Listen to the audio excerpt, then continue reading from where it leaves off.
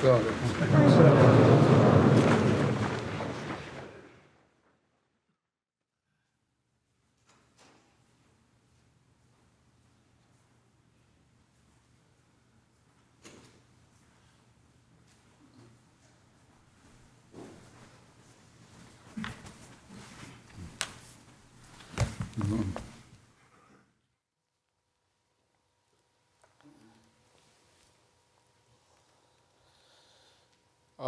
الله أكبر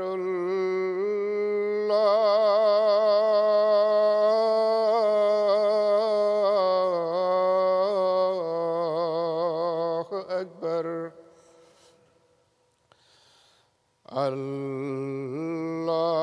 الله أكبر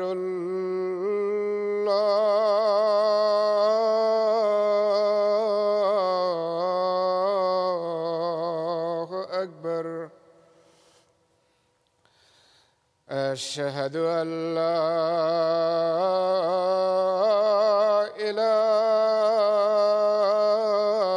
إله إلا الله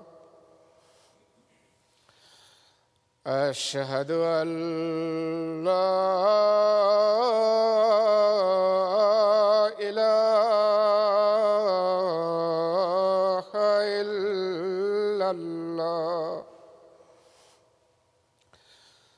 أشهد أن محمدًا رسول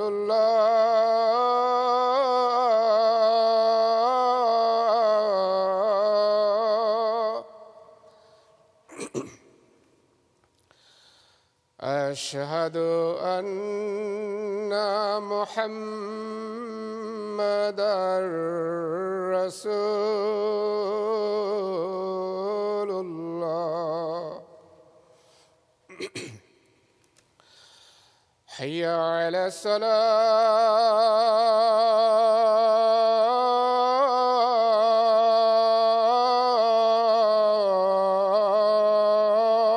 الصلاة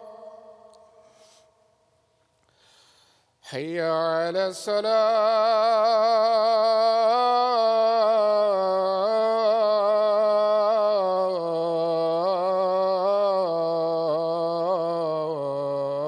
الصلاة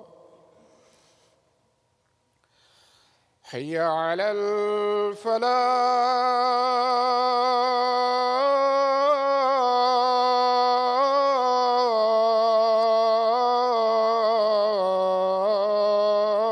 الفلاح حي على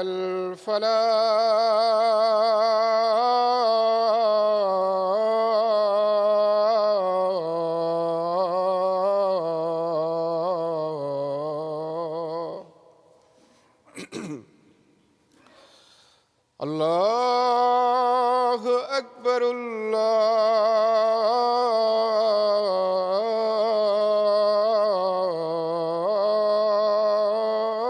الله أكبر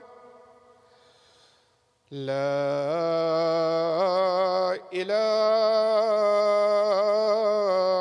إلا الله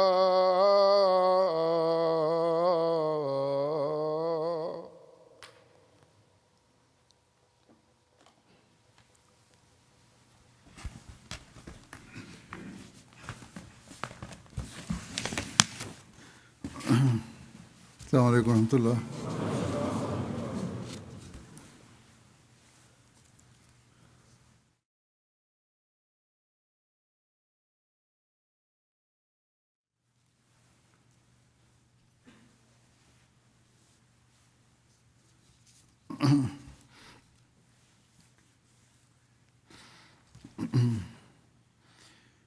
أشهد أن لا إله إلا الله وحده لا شريك له وأشهد أن محمدًا عبده ورسوله أما بعد فأعوذ بالله من الشيطان الرجيم بسم الله الرحمن الرحيم الحمد لله رب العالمين الرحمن الرحيم مالك يوم الدين إياك نعبد وإياك نستعين اهدنا الصراط المستقيم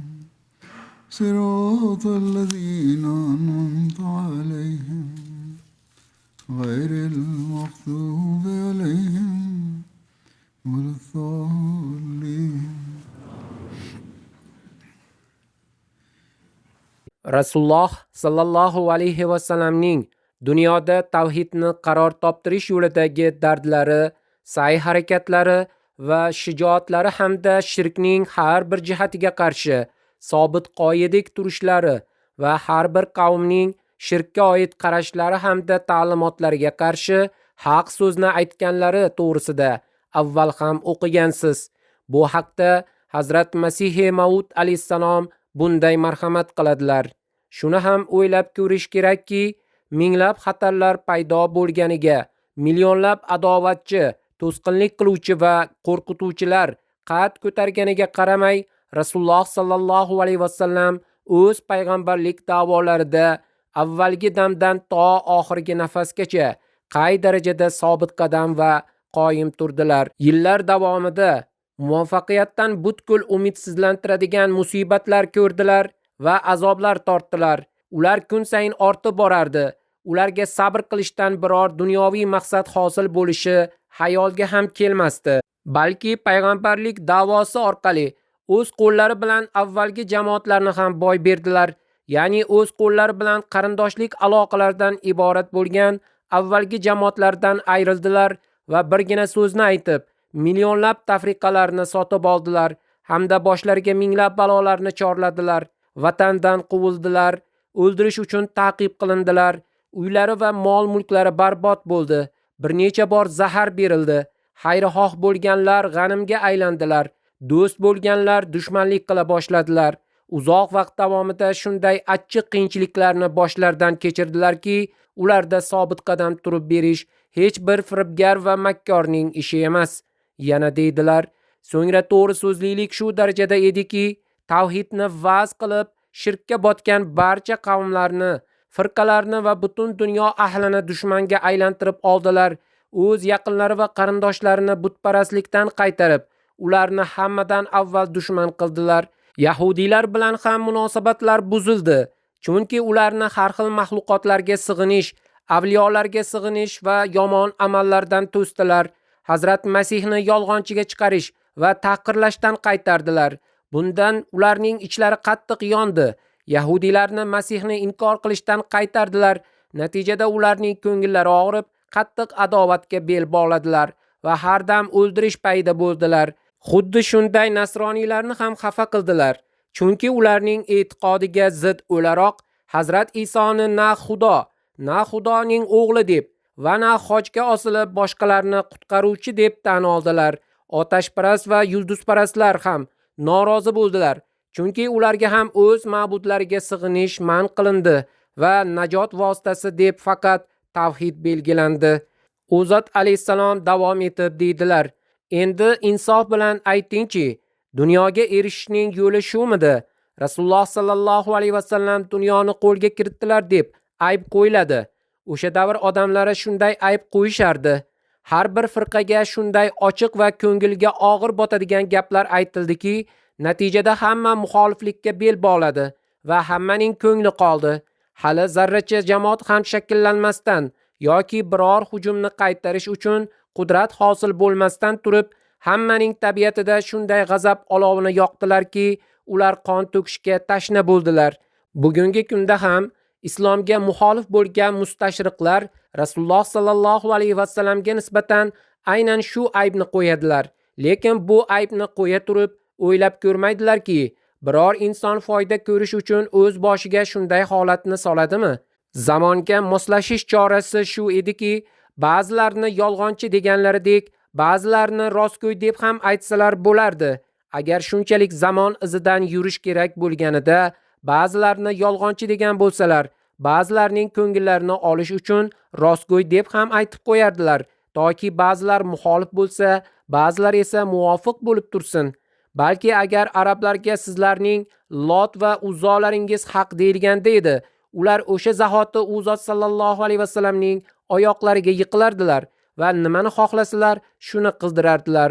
Chunki ularning barchasi qarindosh urug' edi va milliy g'ururda tengsiz edilar.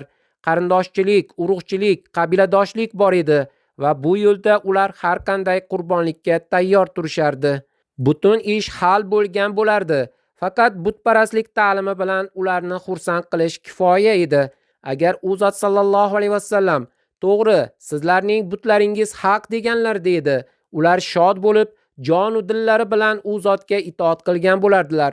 Ular aynan shu talabni ham qo'ygan edilar.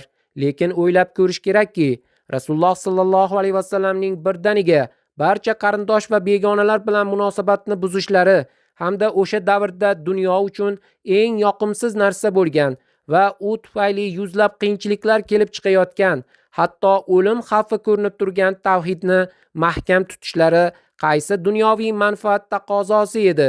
Vaholanki avval aynan shu sababli o'zlarining butun dunyolari va jamoatlarini barbod qilgan edilar. Shunday ekan, bayon qilinishi bilanoq yangi musulmonlarga qamoq, zanjir va qattiq kaltaklarni nasib etgan ushbu balo ofat keltiruvchi e'tiqodda oyoq tirab turishdan qaysi maqsadni ko'zlagan edilar?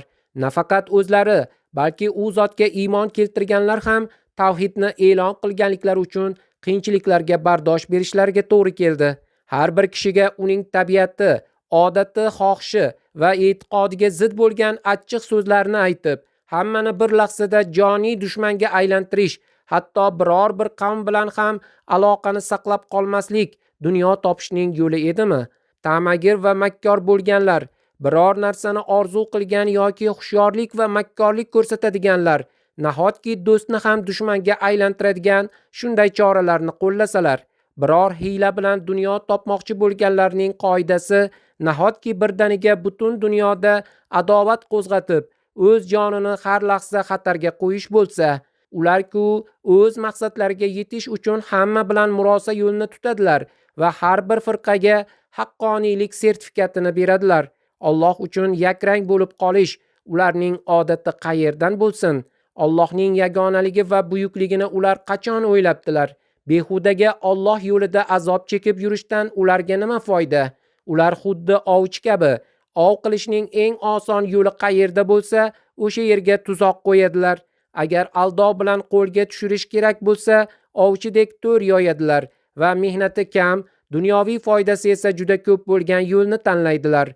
Ularning kasbi munofiqlik, xushomadgo'ylik esa siyratidir. Hamma bilan shirin suxan bo'lish va har bir o'g'riyu avliyo bilan barobar aloqada bo'lish ularning xos qoidasidir. Musulmon bilan Alloh Alloh, Hindu bilan Ram Ram deyishga har doim shay turadilar va har bir davrada haga ha, yo'qqa yo'q deb qo'shilaveradilar.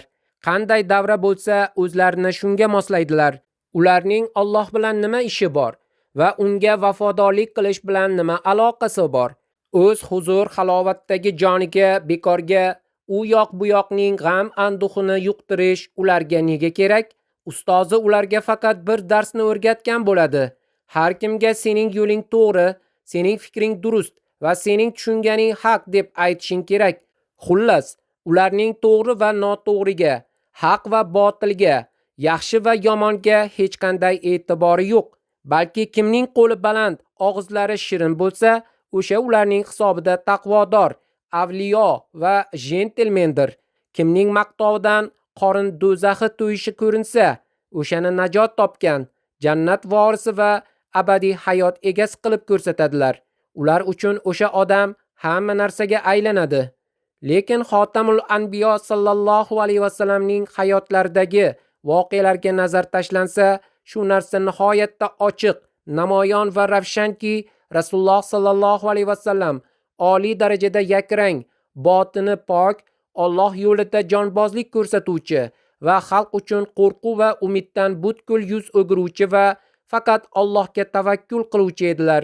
U zot sallallohu alayhi vasallam Allohning xohishi va roziligi yo'lida mahv va foni bo'lib, tavhidni e'lon qilish bilan boshimga qanday balolar keladi va mushriklar qo'lidan qanday azob uqubatlar chekaman deb aslo parvo qilmadilar. Balki barcha qiyinchilik, mashaqqatlar va mushkulliklarni o'z nafslariga ravo ko'rib, o'z Rabbisining amrini bajardilar. Mujohada, va'z va nasihatning barcha shartlarini to'liq ado etdilar va hech bir qo'rqituvchini zarracha pisand qilmadilar. Biz rost aytamizki, barcha payg'ambarlarning voqealari ichida bunchalik xatarli vaziyatlarda Allohga tavakkul qilib, ochiqchasiga shirk va maxluqotga sig'inishdan qaytaradigan, bunchalik ko'p dushman qarshisida shu qadar sobit qadam va irodali bo'lgan birorta ham zot topilmaydi. Payg'ambarlar tarixini ko'rib chiqing, bunchalik sobit qadamlik hech qayerda isbotlanmagan. Demak, zarracha insof bilan o'ylab ko'rish kerakki, bu barcha holatlar Rasululloh sallallohu alayhi vasallamning ichki sadoqatlariga qanday dalolat qilmoqda. Bundan tashqari, oqil inson Rasululloh sallallohu alayhi vasallam payg'ambar etib yuborilgan o'sha davr haqida yanada chuqurroq mushohada yuritsa, haqiqatda u zamon shunday ediki, uning mavjud holati buyuk va oliy maqom rabboniy islohchi hamda samoviy hidoyatchiga o'ta muhtoj edi. Berilgan ta'lim ham voqelikda haq va nihoyatda zarur bo'lgan ta'lim edi. Zamon shunchalik buzilgan ediki, o'sha vaqtda biror hidoyatchiga, islohchiga, yo'lboshchiga ehtiyoj bor edi va aynan o'sha paytda Rasululloh sallallohu alayhi vasallam keldilar. Bu ta'lim zamonning barcha ehtiyojlarini qondiradigan darajada mukammal edi. So'ngra bu ta'lim shunday ta'sir ko'rsatdiki, millionlab qalblarni haq va rostlik tomon tortib olib keldi hamda millionlab ko'kraklarga la ilaha illalloh naqshini muhrladi. Nubuvatning asl g'oyasi va maqsadi bo'lgan najot tamoyillari ta'limini shunday kamolotga yetkazdiki, boshqa hech qaysi payg'ambarning qo'li bilan hech bir zamonda bunday kamolot hosil bo'lmagan. Ushbu voqealarga nazar tashlansa, qalbdan beixtiyor albatta Rasululloh sallallohu alayhi vasallam Alloh tomonidan yuborilgan haqqoniy hidoyatchidirlar degan guvohlik jo'shib chiqadi. Ta'assub va o'jarlik bilan inkor qiluvchi kimsaning dardi esa davosizdir. U xohlasa Xudoni ham inkor qilishi mumkin. Aks holda Rasululloh sallallohu alayhi vasallamda komil suratda jam bo'lgan bu haqqoniylik belgilarining birortasini bo'lsa ham boshqa payg'ambarda isbotlab bersinchi, toki biz ham ko'raylik. So'ngra marhamat qiladilar. Hindular boshqa barcha payg'ambarlar va kitoblarni inkor qilib, faqat Vedani kuylamoqdalar va nimaiki bo'lsa faqat Vedadadir demoqdalar. Nasroniylar esa butun ilohiy ta'limotni Injil bilan tugagan deb hisoblaydilar. Ular har bir kitobning qadr-qimmati tavhidni ifodalash bilan o'lchanishini va qaysi kitob tavhid borasida ko'proq foyda keltirsa, o'sha kitobning martabasi baland bo'lishini tushunmaydilar. Ilohiy kitobning asl mohiyati unda tavhid darsining ko'pligidir. Aynan shu sababli agar Allohning yagonaligini inkor qiluvchi kimsa qanchalik yuksak axloq egasi bo'lmasin, baribir najot topa olmaydi. Unda barcha axloqiy fazilatlar jam bo'lsa-yu, lekin tavhidni inkor qilsa, Alloh nazdida u najot topganlardan emas. Endi bu janoblar o'ylab ko'rsinlar. Najot asosi bo'lmish tavhid qaysi kitob orqali dunyoda eng ko'p tarqaldi? Qani kimdir aytsinchi, qaysi o'lkada Veda orqali vahdoniyat, ya'ni Allohning yagonaligi yoyilgan? Injil vositasida tavhid tarqalgan biror mamlakat ko'rinmaydi. Aksincha, Injil ergashuvchilari muvahhidni najot topgan deb hisoblamaydilar. Poplar tavhid ahlini zulmatli olovga mahkum etmoqdalar.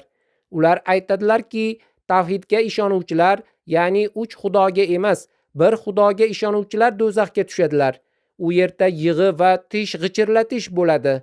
Ularning da'vosiga ko'ra, bu qora olovdan faqat xudoga o'lim, musibat, ochlik, chanqoq, dard, azob, jismga kirish va hululni abadiy ravo ko'rgan kishigina qutuladi.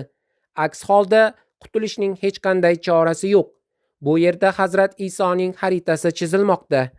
Go'yoki o'sha xayoliy jannat Yevropaning 2 buyuk xalqi, inglizlar va ruslarga teng-teng bo'lib beriladi. Hozir bunga yana boshqa katta davlatlar ham qo'shildi. Amerikaliklar ham shunday deyishmoqda. Hatto hozirda Amerika prezidentining ba'zi hamdardlari tomonidan Masihning ikkinchi bor kelishi balki Tramp qiyofasida bo'lar degan gaplar ham aytilmoqda. Inna lillah. U zot alayhissalom davom etib deydilar: go'yoki jannat teng ikkiga bo'lib beriladi va qolgan barcha muvahhidlar esa Allohni uning komil kamolotiga zid bo'lgan har qanday nuqsondan pok deb bilganlari qo'shtirnoq ichida aybi sababli do'zaxga tashlanadilar. Bizning bu yozuvimizdan maqsad shuki, bugungi kunda dunyo yuzida tavhid deb nomlangan narsa Rasululloh sallallohu alayhi vasallam ummatlaridan boshqa hech qaysi firqada topilmaydi. Shuningdek, Qur'oni Karimdan tashqari millionlab maxluqotlarni ilohiy vahdoniyat uzra sobit qiladigan va kamoli ehtirom ila o'sha haqiqiy Xudo sari yo'l ko'rsatadigan boshqa biror kitobning nishoni ham yo'q. Har bir qavm o'ziga xos yasama xudo yaratib olgan. Musulmonlarning xudosi esa azaldan mavjud, abadiy, o'zgarmas va o'zining azaliy sifatlarida avval qanday bo'lgan bo'lsa, hozir ham shundaydir. Xullas, bu barcha voqealar shundayki, ular orqali islom hodisining nubuvvat haqqoniyligi quyoshdan ham ravshanroqdir. Zero nubuvvatning ma'nosi hamda risolat va payg'ambarlikning asl g'oyasi u zotning muborak zotlarida isbot va tasdiq topmoqda. Barcha haqiqat mana shunda namoyon bo'lmoqda. Yasalgan narsa orqali uni yasagan zot tanilgani kabi, oqil insonlar ham mavjud islohotlar orqali o'sha rabboniy islohchini tanimoqdalar. Biror narsa yasovchi usta o'zi yasagan buyum, detal yoki mahsulot orqali uning naqadar oliy darajada va qaysi turda ekanligi bilan taniladi. Xuddi shuningdek, rabboniy islohchi ham tavhidning yoyuvchisi ekanligi bilan taniladi.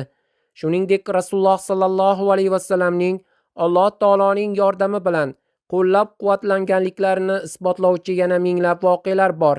Masalan, mana bu hayratlanarli voqea emasmi?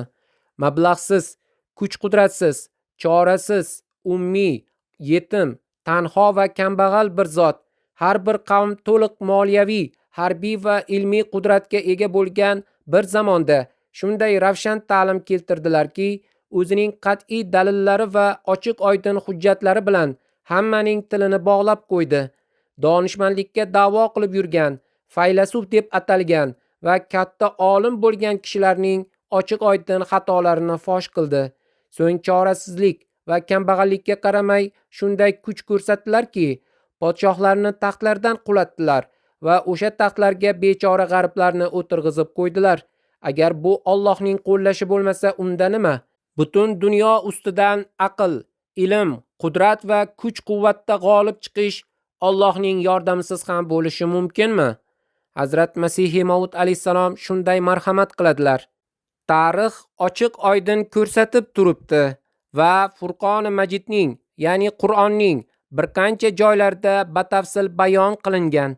Rasululloh sallallohu alayhi vasallam shunday bir zamonda yuborilgan edilarki, butun dunyoda zalolat va maxluqotga sig'inish yoyilib bo'lgan edi.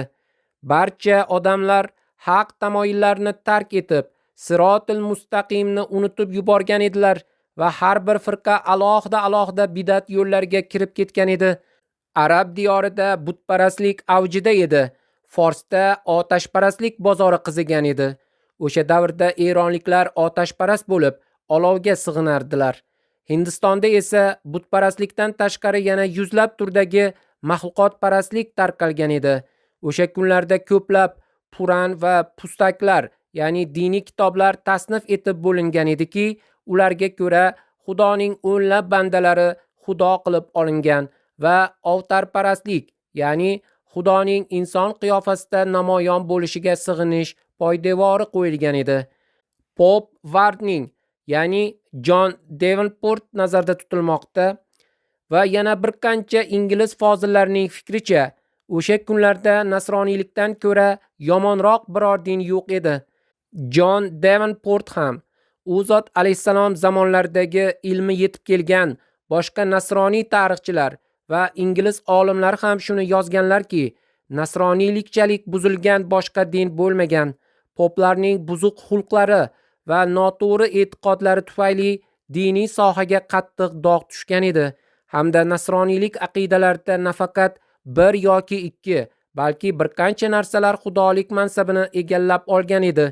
Demak, Rasululloh sallallohu alayhi vasallamning butun dunyo zalolatga botgan mavjud holatning o'zi ulug' bir tabib va islohchiga muhtoj bo'lib turgan hamda rabboniy hidoyatga qattiq ehtiyoj sezilayotgan bir vaqtda yuborilishlari, so'ng zuhur etib butun olamni tavhid va solih amallar ila munavvar qilishlari hamda barcha yomonliklarning onasi bo'lmish shirk va maxluqotparastlikni tag tugi bilan yo'q qilishlari u zot sallallohu alayhi vasallam Allohning haqqoniy rasuli va barcha rasullardan afzal ekanliklariga ochiq oydin dalildir.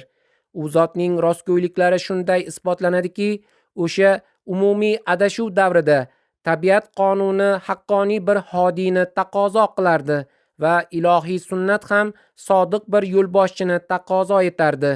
Sunnat ham shunday edi. Qachonki odamlar buzilsa, Alloh taolo o'z elchilarini yuboradi. Chunki olamlar Rabbisining qadimgi qonuni shuki, qachon dunyoda biror turdagi qiyinchilik va mashaqqat o'z cho'qqisiga yetsa, ilohiy rahmat uni bartaraf etishga yuzlanadi.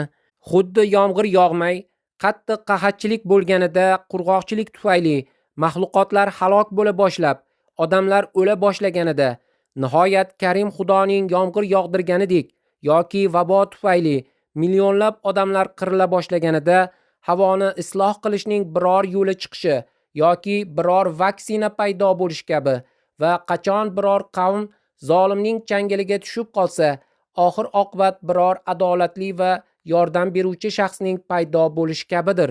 Shuningdek, qachonki odamlar Xudoning yo'lini unutib, tavhid va haqparastlikni tark etsalar, Alloh taolo o'z huzuridan biror bandasiga komil basirat, ya'ni idrok ato etib, hamda uni o'z kalomi va ilhomi bilan sharaflantirib odam bolalarini hidoyat qilish uchun yuboradi, toki yuzaga kelgan buzilishni isloh qilsin. Bundagi asl haqiqat shuki, olamning qayyumi bo'lgan Parvardigor u dunyoni qoyim tutuvchidir va olamning boqiyligi hamda mavjudligi uning madadi va suyanchi bilandir. O'zining fayz yetkazish sifatini maxluqotdan darig' tutmaydi va uni bekor yoki to'xtab qolgan holda qoldirmaydi, balki uning har bir sifati o'z o'rnida darhol zuhur etadi. Demak, aqliy xulosaga ko'ra, har bir ofatning g'alabasini sindirish uchun Xudo taoloning o'shanga muqobil bo'lgan sifati namoyon bo'lishi vojib bo'lganidek, hamda tarixdan, muxoliflarning iqroridan va xususan Furqoni Majidning, ya'ni Qur'onning ochiq bayonidan Rasululloh sallallohu alayhi vasallamning zuhurlari vaqtida shunday ofat g'olib bo'lgani, ya'ni dunyodagi barcha qavmlar tavhid, ixlos va haqparastlikning to'g'ri yo'lini tark etganlari isbotlangan ekan, qolaversa mavjud fasodni isloh qilgan va butun olamni shirk hamda maxluqotparastlik zulmatlaridan chiqarib tavhid uzra sobit qilgan zot faqat Rasululloh sallallohu alayhi vasallamning o'zlari ekanligi va boshqa hech kim emasligi hammaga ma'lum ekan. Ushbu barcha dalillardan kelib chiqadigan xulosa shuki, Rasululloh sallallohu alayhi vasallam Alloh tomonidan yuborilgan haqqoniy hidoyatchidirlar. Shunday qilib, Rasululloh sallallohu alayhi vasallam dunyoda tavhidni haqiqiy rangda qaror toptirgan zotdirlar. O'tgan xutbalarda men bunga doir voqealarni va Rasululloh sallallohu alayhi vasallam tavhid yo'lida qanday sa'y harakat qilganliklari haqida ko'plab voqealarni bayon qilgan edim. So'ng biz ushbu zamonda Alloh taoloning va'dasiga muvofiq u zot sallallohu alayhi vasallamning sodiq oshiqlarini Alloh taolo tavhidni qaror toptirish uchun tayinlaganini ko'rmoqdamiz. Zero bu davrda Hazrat Mirzo G'ulom Ahmad Qodiyoniy alayhissalom, Masihi Maud va Mahdi Mahud u zot sallallohu alayhi vasallam ta'limotlari va sunnatlarining amaliy namunasi edilar. U kishining qalblari o'z hojalariga ergashgan holda Alloh taoloning tavhidini yoyish uchun katta dard bilan to'la edi. Binobarin biz u zotning asarlarida va amaliy hayotlarida buning ko'plab misollarini ko'ramiz. Ulardan ba'zilarini men bayon qilaman. Hazrat Masihi Maud alayhissalom shunday marhamat qiladilar: Alloh taoloning biz bilan bo'lgan muomalasi ham ajabtovurdir. Bizga kelgan anta minni bimanzilati tavhidi va tafridi degan ilhom yangicha uslubdagi ilhomdir. Biz bundan oldin biror ilhomiy iborada bu turdagi so'zlarni ko'rmaganmiz. Bizning fikrimizcha buning ma'nosi shuki, dunyoda ilohiy tavhid nihoyatda tahqirlangan va unga o'ta past nazar bilan qaralayotgan bir vaqtda tayinlangan shaxs go'yoki tavhidning o'zginasi bo'ladi. Shunday vaqtda keluvchi zot mujassam tavhid bo'ladi. Buni u zot bir majlisda bayon qilgan edilar. Bir gazeta buni shunday yozgan bo'lsa, boshqa bir gazeta Al-Badr biroz batafsilroq qilib quyidagicha yozgan. U zot shunday marhamat qildilar: tayinlangan insonda tavhidga bo'lgan shunday kuchli chanqoqlik paydo qilinadiki, u barcha shaxsiy maqsad va manfaatlarini bir chetga surib, tavhidni qaror toptirish yo'lida u o'zi mujassam tavhidga aylanadi. Uning yurish-turishi, harakati va sukunati, har bir so'zi va amali tavhid ishqi bilan yo'g'rilgan bo'ladi. Har bir inson o'zi uchun biror maqsad va g'oya belgilaydi, ammo Alloh taoloning muhabbatiga g'arq bo'lgan bu zotning maqsad va muddaosi faqat Alloh taoloning tavhidi bo'ladi. U Alloh taoloning tavhidini o'zining tabiiy his-tuyg'ulari va maqsadlardan ham ustun qo'yadi. Barcha shaxsiy ehtiyojlarini orqaga surib qo'yadi. Shuningdek, har bir kishining o'z maqsadlaridan iborat bir buti bo'ladi va u o'shanga yetishishni istaydi. Biroq unga yetkazish yoki umrini undan oldinroq xotima qilish faqat Alloh taoloning ixtiyoridadir. Ishbilarmonlar, savdogarlar va dunyoviy maqsadlar ketidan quvuvchilar o'z oldilariga katta maqsadlar va rejalar qo'yib olgan bo'ladilar. Biroq yo Alloh taolo ularni o'shanga yetkazadi yoki unga yetkazmasdan oldin ajallari yetadi. Bunday odamlar o'z moli, izzat, obro'si, bola chaqasi yoki boshqa ehtiyojlari uchun talpinadilar, bezovta bo'ladilar. Hatto ba'zan shu qiyinchiliklar girdobida qolib, o'z joniga qasd ham qiladilar. Ammo Xudo tomonidan tayinlanib kelgan zotning butun jo'shqinligi faqat Xudo taoloning tavhidi uchun bo'ladi. U nafsoniy xohishlar o'rniga Xudo taoloning tavhidi uchun iztirob chekadi va o'zini fido qiladi. U zot marhamat qiladilar: men shunday tushunamanki, bunday vaqtda Xudo taolo tomonidan anta minni bi manzilati tavhidi va tafridi degan so'zlar keladi.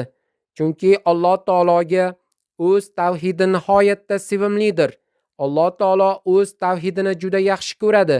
Aynan shu tavhid uchun Alloh taolo goh vabo, goh qahatchilik va gohida o'z sevimli payg'ambarlarning alayhimussalom qo'lidagi qilich orqali uni qaror toptirish uchun minglab mushriklarni halok qildi.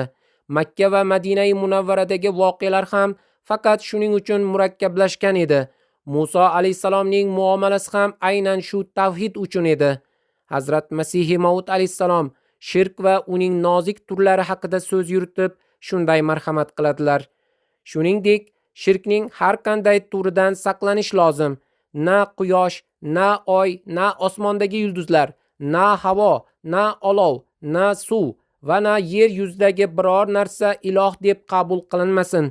Dunyo sabablariga shunday darajada ahamiyat berib, ularga suyanish ham to'g'ri emaski, go'yo ular Allohga sherikdek bo'lib qolsin. Shuningdek, o'z g'ayrat va harakatini ham arzigulik narsa deb hisoblamaslik kerak. Chunki bu ham shirk turlaridan biridir. Balki hamma ishni qilib bo'lgach, men hech narsa qilmadim deb tushunish lozim. Na o'z ilmi bilan g'ururlanish kerak va na o'z amali bilan maqtanish lozim. Balki o'zini haqiqatda ilmsiz va ojiz deb bilib, ruhi har doim Xudo taoloning ostonasida yiqilgan bo'lishi kerak. Hamma narsani qilib bo'lgandan keyin ham Allohning huzurida bosh egib, ey Alloh, sening fazling bilangina hamma narsa amalga oshadi va barcha natijalar paydo bo'ladi deb turish kerak. Insonning ilmi biror muallimga muhtojdir va cheklangandir. Inson ilmi o'rgatuvchiga muhtoj, lekin baribir u chegaralangan. Ammo uning, Allohning ilmi hech qanday muallimga muhtoj emas va shu bilan birga cheksizdir. unda hech qanday chegara yo'q. Insonning eshitish qobiliyati havoni talab qiladi va faqat ma'lum chegaragacha eshita oladi. Biroq Xudoning eshitish qobiliyati o'z zotiy qudrati bilandir va cheksizdir. Insonning ko'rish qobiliyati quyoshga yoki boshqa biror nurga muhtoj va cheklangandir. Ammo Xudoning ko'rish qobiliyati o'z zotiy nuri bilandir va chegarasizdir. Xuddi shuningdek, insonning yaratish qudrati biror moddaga va vaqtga muhtoj, qolaversa cheklangandir. Lekin Xudoning yaratish qudrati na biror moddaga, na vaqtga muhtoj va u cheksizdir. Chunki uning barcha sifatlari o'xshashi va tengi yo'qdir. Uning o'ziga o'xshash hech kim bo'lmaganidek, sifatlariga ham o'xshash hech kim yo'q. Agar u birgina sifatda noqis bo'lsa, unda barcha sifatlarda noqis bo'lib qoladi. Shu bois, toki u o'z zoti kabi barcha sifatlarda ham bemisl va benazir bo'lmas ekan, uning tavhidi qaror topmaydi. Qur'oni Karim o'rgatgan va iymonning asosi bo'lgan tavhid mana shudir. Bugungi kun ta'sirida ba'zan bolalarda ham Alloh taoloni kim yaratgan? Alloh taolo qayerdan kelgan degan savollar tug'iladi va bu haqda yozib turadilar. Balki kattalar ularga aytar yoki o'zlarining ongida bu savollar tug'ilar. Lekin Alloh taoloning sifatlari shundayki, u azaldan bor va abadiydir. U cheksizdir. Shuning uchun barcha narsani u yaratgan, ammo uni hech kim yaratmagan. O'z-o'zidan mavjud bo'lgan eng oxirgi borliq haqida qanday tasavvur paydo bo'lishi mumkin bo'lsa, u faqat Xudo taoloning o'zidir. Hazrat Masih Maud alayhisalom shunday marhamat qiladilar: Yodda tutingki, Alloh bizdan iqror bo'lishimizni istagan va najotga asos bo'lgan haqiqiy tavhid shuki, Alloh taoloni o'z zotida har qanday sherikdan, xoh u but bo'lsin, xoh inson, xoh quyosh yoki oy bo'lsin va xoh insonning o'z nafsi yoki uning tadbiri va makr hiylasi bo'lsin, pok deb bilishdir. Uning muqobilida biror bir qudrat sohibini tasavvur qilmaslik, hech kimni rizq beruvchi deb tan olmaslik, hech kimni aziz qiluvchi yoki adashtiruvchi deb xayol qilmaslik, hech kimni izzat beruvchi yoki xor qiluvchi deb hisoblamaslik, hamda hech kimni yordam beruvchi va madadkor deb hisoblamaslikdir. Ikkinchidan, o'z muhabbatini faqat unga xoslash, ibodatini faqat unga xoslash, xokisorligini faqat unga xoslash, umidlarini faqat unga xoslash va qo'rquvni faqat unga xoslashdir. Shunday qilib, hech bir tavhid ushbu 3 turdagi xoslashsiz komil bo'la olmaydi. Birinchi, zot jihatidan tavhid, ya'ni uning borligi qarshisida barcha mavjudotlarni yo'qlik kabi, ya'ni tugab bituvchi deb bilish hamda hammasini o'z zotida halok bo'luvchi va haqiqatni botil deb xayol qilishdir. Barcha narsalar o'z zotida fonidir va yolg'ondir. Ularda mukammal komillik yo'q. Ikkinchi, sifatlar jihatidan tavhid, ya'ni rububiyat, ya'ni parvarish qilish va ulug'iyat sifatlarini Alloh taoloning zotidan boshqa hech kimga nisbat bermaslikdir. Zohiran turli tuman narsalarning boquvchisi bo'lib yoki fayz yetkazuvchi sifatida ko'rinadigan narsalarni uning qo'lidagi bir tizim deb ishonch hosil qilishdir. Inson foydalanadigan vositalarni ham Rabb deb tushunadi. Na Amerika, na Isroil va na dunyoning biror boshqa katta qudrati bor, balki faqat Alloh taoloning qudrati bordir. Agar musulmonlar ham mana shu haqiqatni anglab yetsalar, albatta zafar ularniki bo'ladi. Uchinchi, muhabbat, sadoqat va poklik jihatidan tavhid, ya'ni muhabbat va shu kabi bandalik shiorlarida boshqa birovni Alloh taologa sherik qilmaslik va unga berilib ketmaslikdir. Alloh taologa qanday muhabbat bo'lishi kerak bo'lsa, undan boshqa hech kimga bunday muhabbat qo'ymaslik lozim. So'ngra marhamat qiladilar: Endi ushbu zamonda qachonki Xudo yer yuzining buzilganini, millionlab maxluqotlar shirk yo'lini tutganini hamda dunyoda ojiz bir insonni, Maryamning o'g'lini Xudo qilayotgan, 400 milliondan ziyod kishi paydo bo'lganini ko'rgach, o'sha davrda nasroniylar soni 400 million edi. Shu bilan birga mayxo'rlik, jilovsizlik, dunyoparastlik va g'aflat botqog'idagi hayot o'z cho'qqisiga yetgach, Alloh taolo meni ushbu illatlarni isloh qilish uchun tayinladi. Demak, shu kungacha mening qo'limda 100 mingga yaqin inson yomonlikdan, noto'g'ri e'tiqod va yomon amallardan tavba qildilar. Bu u zot aytgan vaqtdagi ko'rsatkich edi.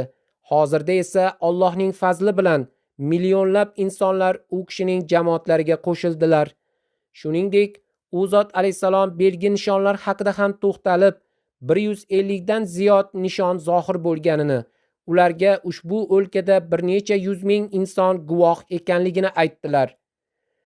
Men yer yuzida tavhidni qayta qaror toptirish, odamlarni insonparastlik va toshparastlikdan qutqarib, ularni yagona va sherigi yo'q Xudo sari qaytarish hamda ichki poklik va rostgo'ylikka yo'naltirish uchun yuborildim. Binobarin, men odamlarda bir uyg'onish paydo bo'lganini ko'rmoqdaman. Minglab kishilar mening qo'limda tavba qilmoqdalar va osmondan shunday bir shabada esmoqdaki, endi tabiatlar tavhidga moyil bo'lib bormoqda. Ochiq oydin ma'lum bo'lmoqdaki, endi Xudo taoloning irodasi dunyodan insonparastlikni yo'q qilishdir. Ushbu irodani amalga oshirish uchun yuzlab sabab vositalar yaratildi. Alloh taolo bizga ham ularni muhayyo qilgan va ular vositasida biz targ'ibot qilamiz. Tavhidni yoyish uchun harakat qilish har bir ahmadiyning vazifasidir. U zot deydilar: bizdan butparastlikning ta'rifi nima va odamlarni nima butparastga aylantiradi deb so'rashsa, ushbu ishlarni bayon qilishimiz lozim. Bilish kerakki, ibodat aqidalarning natijasidir. Haq ahlining aqidalari shuki, Xudo yagonadir va Alloh jalla sha'nuhuning sifatlari hamisha qoyim va doimiydir. Ya'ni, uning sifatlarida na almashinish va na o'zgarish bor. Hech qanday o'zgarish bo'lishi mumkin emas. Na ibtidosi va na intihosi bor. Haqqoniy va haqiqiy Xudo abadiy va azalidir. U biror yo'l bilan tug'ilgan yoki paydo bo'lgan maxluq emas. Avval aytganimdek, ba'zilarning savollariga bu yerda javob bor. Haqiqiy Xudo azaliy va abadiydir. U tug'ilmagan. U qalbimiz tan olishdan nafratlanadigan sifatlardan yuqoridir. Uning haqiqiy sifatlari esa qalbimizning iqroridir va qalbimiz uning sifatlari bilan orom topadi. U azaldan yagonadir. Qaysi qalb uning vahdoniyatini inkor qila oladi? U abaddan birdir va qaysi qalb uning uchlik, taslis ekaniga iqror bo'la oladi? Nasroniylik ta'limoti 3 Xudo bor deydi, lekin pok fitrat sohibi buni aslo qabul qilmaydi. U zot alayhisalom marhamat qiladilar: men taslis, ya'ni uchlik illatlarini isloh qilish uchun yuborilganman. Nasroniylikda paydo bo'lgan bu buzilishlarni tuzatish uchun keldim. Shuning uchun dunyoda Hazrat Iso alayhisalomni Xudo deb bilgan 400 milliondan ortiq inson borligi haqidagi bu dardli manzara qalbimga shunday qattiq botdiki, butun umrim davomida bundan ortiqroq g'amni ko'rmagan bo'lsam kerak. Hatto agar g'am anduhdan o'lish mumkin bo'lganida, nega bu odamlar yagona va sheriksiz Xudoni qo'yib, ojiz bir insonga sig'inmoqdalar va nega haqiqiy hidoyat bilan kelgan payg'ambarga, Rasululloh sallallohu alayhi vasallamga iymon keltirmayaptilar degan anduh meni halok qilgan bo'lardi. Har lahza ushbu g'am zarbalaridan halok bo'lib ketmaymanmi degan xavotirda bo'ldim. U zot alayhisalom deydilar: Xudo Qur'oni Karimda haqni aytgan. Ojiz bir insonni Xudo qilib olishdek bu tuhmat tufayli osmonlar yorilib ketay deydi.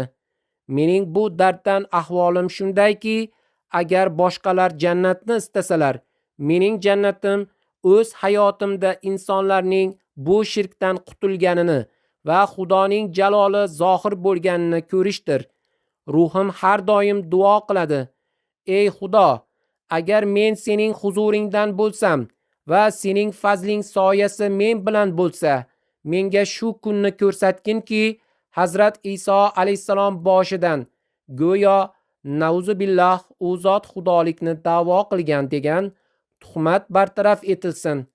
Bir zamon o'tdiki, 5 vaqt namozimdagi duolarim shundan iborat: Xudo bu odamlarga ko'z bersin, ular uning yagonaligiga iymon keltirsinlar, uning rasulini tanisinlar va taslis, ya'ni uchlik aqidasidan tavba qilsinlar.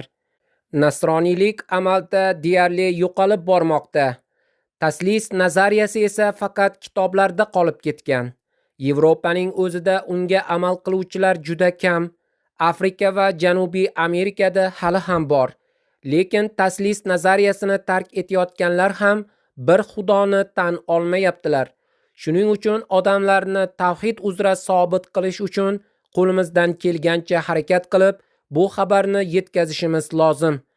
Ilohim, biz Alloh taolo u zot sallallohu alayhi vasallamni qaysi maqsadni amalga oshirish uchun yuborgan bo'lsa va Rasululloh sallallohu alayhi vasallam qaysi tavhid ta'limotini e'lon qilgan bo'lsalar, o'sha haqiqiy tavhidga amal qiluvchilardan va uni dunyoga yoyuvchilardan bo'laylik. Zero endi insoniyatning omon qolishi uchun bundan boshqa yechim yo'q. Alloh taolo barchamizga buning tavfiqini ato etsin. Namozdan so'ng men 2 ta g'oybona janoza namozini o'qiyman. Birinchi, Mukarram Hoji Zafar Ahmad sohib. U kishi Sialkot rayonining sobiq amiri bo'lib, so'nggi paytlarda Amerikada yashayotgan edilar. O'tgan kunlarda 91 yoshlarida vafot etdilar. Inna lillahi va inna ilayhi rojiun. Marhum vasiyat tizimi a'zosi edilar. Qizlari Iffat Hay aytadilar: biz bolaligimizdan beri u kishining hayoti jamoat xizmatida ixlos, kamtarlik va komil fidoyilik bilan o'tganiga guvohmiz. Xilofatga bo'lgan chuqur bog'liqlik u kishi shaxsiyatining eng ajralib turadigan sifati edi. Bu sifat farzandlari va oila a'zolarining qalbida ham xilofatga nisbatan muhabbat va sadoqat uyg'onishida asosiy rol o'ynadi. Bu haqiqatdir. U kishi nihoyatda sodiq, ixlosmand va jamoat nizomiga fidoyi inson edilar. Yoshlikdan to umrlarining oxirigacha xizmat qilish tavfiqiga muyassar bo'ldilar. Xuddomul Ahmadiyatda rayon qoidi, mahalliy qoid, mahalliy amir va rayon amiri sifatida xizmat qilish imkoniyatiga ega bo'ldilar. Hazrat Masihi Maud alayhisalomning mehmonlariga xizmat qilishni juda yaxshi ko'rardilar. Markazdan boradigan delegatsiyalarni hamisha o'z uylarida mehmon qilar va katta xursandchilik bilan ularga xizmat ko'rsatardilar. Bu xizmatni ado etayotganlarida yuzlarida alohida bir xotirjamlik namoyon bo'lardi. Biror mutasaddi haqida hech qachon nomunosib gap aytmasdilar va eshitishga ham toqat qilmasdilar. Huzurlarida tanqid qilinishiga aslo yo'l qo'ymasdilar. Alloh taologa bo'lgan tavakkullari komil edi. Jamoat xizmatida bo'lsin yoki shaxsiy hayotda biror sinov kelsa, hamisha bor e'tiborlarini duoga qaratardilar va Allohga to'liq suyanardilar. Qizlarining aytishicha, Alloh taolo ko'p hollarda u kishiga katta yordam bergan va duolarini ijobat qilgan. Shuningdek, bemor bo'lgan onalariga ham ko'p yillar davomida katta sabr va muhabbat bilan xizmat qildilar. U kishining ortlarida qolgan yaqinlari orasida rafiqalardan tashqari 3 nafar qizlari, nabiralari, chevaralari va boshqalar bor. Alloh taolo u kishiga mag'firat ila muomala qilsin. Shuningdek, ma'muriy jihatdan ham rayon amiri sifatida har bir jamoatdan xabardor edilar. Hatto qishloqlardagi eng kichik jamoatlarni ham, u yerga boradigan barcha yo'llarni ham yaxshi bilardilar. Rayondagi vaziyatni juda sinchkovlik bilan kuzatardilar. Faqat shaharda amir bo'lib o'tirmasdan, balki har bir joyga shaxsan borardilar. Sharoitlar yaxshi bo'lgan vaqtlarda jalsa salonaga Sialkotdan maxsus poyezdlar kelardi. Jalsada qatnashuvchilar uchun o'sha poyezdlarning nizomi va tartibini nihoyatda go'zal tarzda tashkillashtirardilar. Juda mehribon shaxs edilar va hamisha aytganimdek, ixlos hamda vafoga to'la nihoyatda kamtar inson edilar. Alloh taolo u kishini mag'firat qilsin. Ikkinchi zikr Mukarram Idrago Alidu sohib haqida. U kishi Burkina Fasolik mahalliy Ahmadi edilar. Armiyada xizmat qilardilar va oxirgi vaqtlarda Ayogia qishlog'ida navbatchilikda turgan edilar. Chunki u yerda terrorchilar anchagina tartibsizliklar keltirib chiqarishgan edi. 3-mart kuni xizmat vazifasini o'tayotgan paytlarida terrorchilar hujumi oqibatida vafot etdilar, shahid bo'ldilar. Inna lillahi va inna ilayhi rojiun. U kishi 40 yoshda edilar va nihoyatda muxlis bir xodim edilar. 2007-yilda Ahmadiyatni qabul qilgandilar. O'zlari va rafiqalari butun oilalari ichida yagona Ahmadi edilar. Ularning qarindoshlari orasida boshqa Ahmadi yo'q edi. Mintaqaviy da'vatchi Saodat sohib aytadilar, marhum jamoatning juda faol a'zosi edilar. Jamoat va xilofat bilan chuqur aloqalari bor edi. Nihoyatda taqvodor, ibodatgo'y va ixlosli Ahmadi yigit edilar. Xuddomul Ahmadiyya majlisining qoidi bo'lib ham xizmat qilgandilar. U kishi chandalarni berishda muntazam edilar. Jamoat dasturlarida faol ishtirok etardilar. Harbiy xizmatda bo'lishlariga qaramay, Burkina Fasodagi Jalsa Salanaga har yili ishtirok etardilar. Targ'ibotchilar va mahalliy da'vatchilarga katta izzat-ehtirom ko'rsatib, ularga yordam berib turardilar. 2008-yili men Ganaga borganimda, 2005-yilda Burkina Fasoga ham borgan edim. Lekin 2008-yilda Ganaga borganimda, u yerga Burkina Fasolik xudomlarning bir guruhi velosipedlarda yetib kelishgan edi. Ular 1000 kilometrdan ortiq masofani bosib o'tishgandi.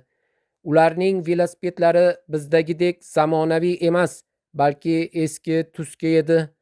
Buzilgan yo'llarda 1000 kilometrdan ziyod yo'l yurib Ganaga kelishdi va men bilan ko'rishishdi. U kishi hamisha jalsalarga ham mana shunday velosipedda borar edilar. Mahalliy da'vatchi Abdurahmon sohib shunday deydilar. U kishini jamoatga beminnat xizmat qiladigan va har doim xizmatga tayyor turgan inson sifatida bilardik. Qanday ishga chaqirilmasin, darhol labbay deb yetib kelardilar. Jalsa Salana va boshqa tashkiliy tadbirlarda to'liq mas'uliyat bilan ishlardilar. Odamlar u kishining mehnatlarini ko'rib, kichik da'vatchi deb atardilar. Hatto hayotini bag'ishlagan ba'zi mahalliy da'vatchilar ham u kishichalik jon kuydirib ishlamas edilar. Harbiy xizmatga kirishdan oldin, ishsiz yurgan vaqtlarida hozir ishim yo'q, kambag'alman, jamoat rivojiga qanday hissa qo'sha olaman deb juda qayg'urardilar. Nihoyat ishga kirganlaridan so'ng chandalarni muntazam to'lay boshladilar. Jamoat bilan aloqalari juda mustahkam edi. Xizmat yuzasidan qayerga ko'chib o'tsalar, birinchi navbatda o'sha yerdagi jamoat markazini yoki masjidni qidirib topar va juma namozlariga muntazam qatnashardilar. U kishining ortlarida onalari va rafiqalardan tashqari bir o'g'il va 2 qizlari qoldi. Alloh taolo u kishiga mag'firat va rahm shafqat ila muomala qilsin.